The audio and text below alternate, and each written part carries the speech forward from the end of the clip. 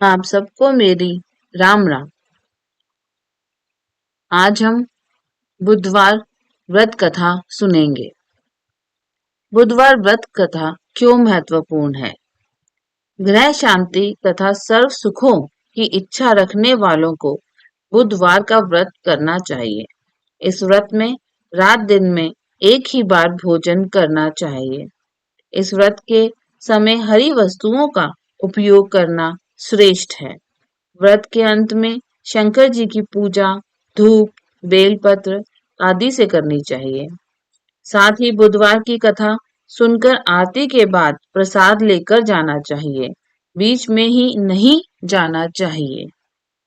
तो अब सुनते हैं व्रत की कथा। एक समय एक व्यक्ति अपनी पत्नी को विदा करवाने के लिए अपनी ससुराल गया। वहां पर कुछ दिन रहने के पश्चात सास ससुर से विदा करने के लिए कहा, किंतु सबने कहा कि आज बुधवार का दिन है, आज के दिन गमन नहीं करते हैं। वह व्यक्ति किसी प्रकार न माना और हठ धर्मी करके बुधवार के दिन ही पत्नी को विदा कराकर अपने नगर को चल पड़ा।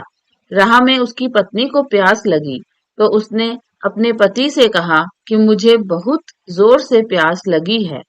तब वह व्यक्ति लोटा लेकर रथ से उतरकर जल लेने चला गया।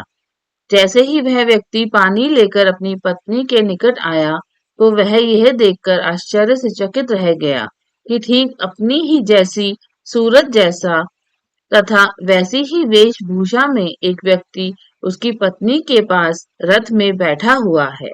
उसने क्रोध से कहा कि तू कौन है जो मेरी पत्नी के निकट बैठा हुआ है? दूसरा व्यक्ति बोला, यह मेरी पत्नी है, मैं अभी अभी ससुराल से विदा कराकर ला रहा हूँ। वे दोनों व्यक्ति परस्पर झगड़ने लगे। तभी राज्य के सिपाही आकर लोटे वाले व्यक्ति को पकड़ने लगे। स्त्री से पूछा, तुम्हारी असली पति कौन सा है? तब पत्नी शांत ही रही क्योंकि दोनों एक जैसे थे। वह किसे अपना असली पति कहे? वह व्यक्ति ईश्वर से प्रार्थना करता हुआ बोला, हे परमेश्वर, ये क्या लीला है कि सच्चा झूठा बन रहा है।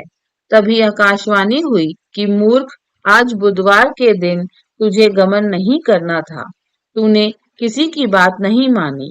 यह सब लीला बुद्ध देव भगवान की है। उस व्यक्ति ने बुद्ध देव से प्रार्थना की और अपनी गलती के लिए क्षमा मांगी। तब बुद्ध देव जी अंतर्ध्यान हो गए। वह अपनी स्त्री को लेकर घर आया तथा बुधवार का व्रत वह दोनों पति पत्नी नियम पूर्वक करने लगे।